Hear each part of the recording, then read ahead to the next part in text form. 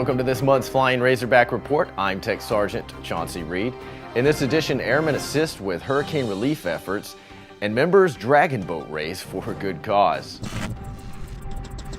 We are warfighters, and the 188th ISR and strike mission directly contribute on the battlefield 24 hours a day, 7 days a week. However, the National Guard takes on an additional role as guardians of our homeland, providing overwhelming capabilities during times of emergency or natural disaster. We protect life and property.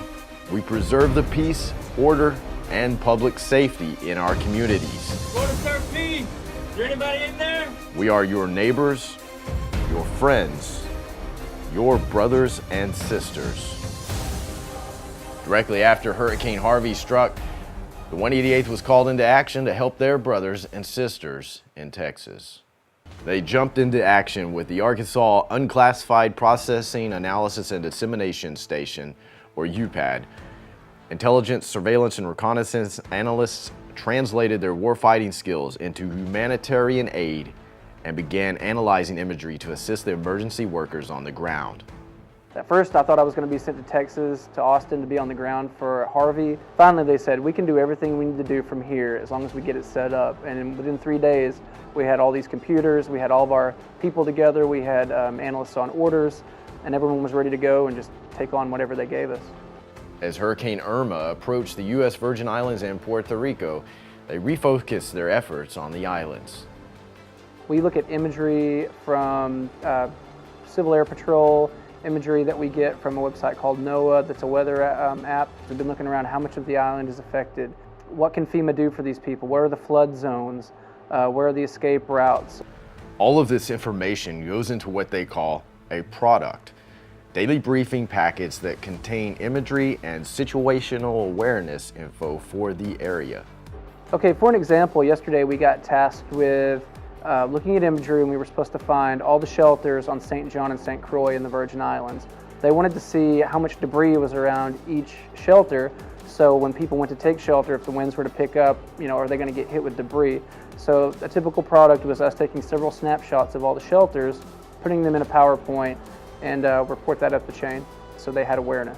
Fast forward a couple weeks, Hurricane Maria strikes, and the 188th Civil Engineers begin to deploy their disaster relief bed down set to St. Croix, along with 26 skilled personnel. We have the technical people like your electricians, your power pro guys, which are your power generation guys, your heavy equipment guys, your water and fuels to make your water. We have a command element going. We also have logistics going. So we pretty much cover all the elements. When this thing hits the ground, we start putting the billets up, which your tents and your bed down, and then we can put our shower shades, latrines, laundries. So it's pretty much a plug-and-play living system for 150 people. The very next day, 10 Wing Support Services members boarded a C-17 with their disaster relief mobile kitchen trailer. Once it's up and running, we can start cranking out about 1,100 meals in about 90 minutes. With that, we'll be able to serve the Army people, first aid responders, and whoever else that we're directed to feed down there. Once everyone arrived, the members focused on getting the DRBS set up. Services member A1C Joni Jennings gave her first-hand account to a local news station. There's a lot of damage here. The telephone lines, the power lines, trees have been ripped out. You can see all the roots of the trees that have just been pulled out of the ground. The wells were contaminated and stuff, so we're having to figure out how to pump from the ocean and clean the water and bring it to our site. As of now, the DRBS and the mobile kitchen are up and running. Members have now transitioned tasks. We have some equipment going down there for debris clearance. So what we'll do is our equipment guys going with this team. We'll finish the job there, and then we'll work on the debris clearance side of the house. So we're actually a large scope in the ANG. We do everything. These Arkansas Air National Guard members will remain in the U.S. Virgin Islands as needed, always ready and always there to help their neighbors. Contentment. What picture comes to mind when you think of that word, true peace of mind? Is it a resort by the beach, sitting high in the mountain, or is it something else?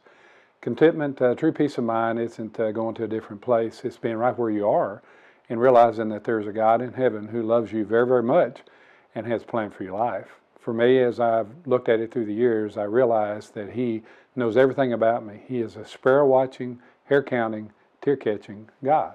So all you need to do is just turn your problems over to him and allow him to lead and guide you. Trust him. He knows everything about you. That's the way to have true peace of mind. God bless you. The annual Dragon Boat Race in Fort Smith, Arkansas is a great way to bring the community together. But it's more than just a race. Tech Sergeant Joe Williams tells us more.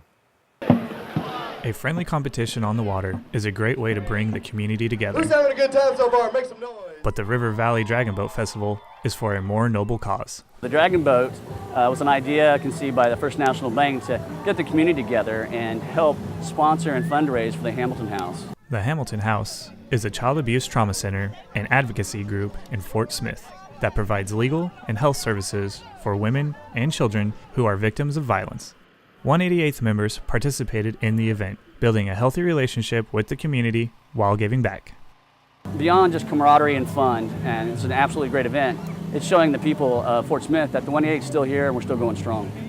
Over 40 members participated in the event, with the 188 Aquahogs taking silver, just a short fall from last year's first place victory. They assure us next year they will take first place again. From the 188th Wing, I'm Tech Sergeant Joseph Williams. I didn't need to see through my tears to hear your words, your tongue hacking, slashing through my life like an Amazon land developer. Your hand didn't sting nearly as much as your words, and it wasn't your words that left the array of colors on my face. Oh, what a Picasso you have made out of me, and I just wish there was some way for your headphones to deliver the words I cannot say because I'm scared.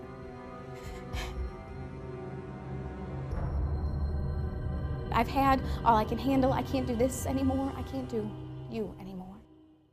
That brings us to this month's Spotlight.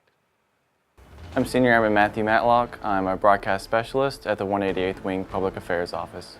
I started my career as an F-16 crew chief, and after my first enlistment, I reclassed into public affairs because I've always had a passion for photography and shooting video and telling stories, so the job just naturally fit for me. Public affairs gives me a lot of opportunities to get out there and be really creative. I shoot video, I write stories, I take photos. I basically tell the stories of the members of the 188.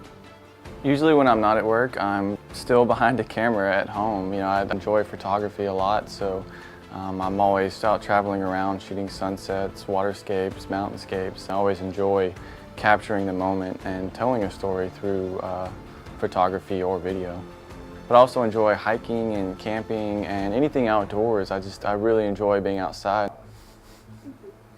I'm proud to be a member of the 188th Wing. That's all for this month's Flying Razorback Report. We'll see you next time.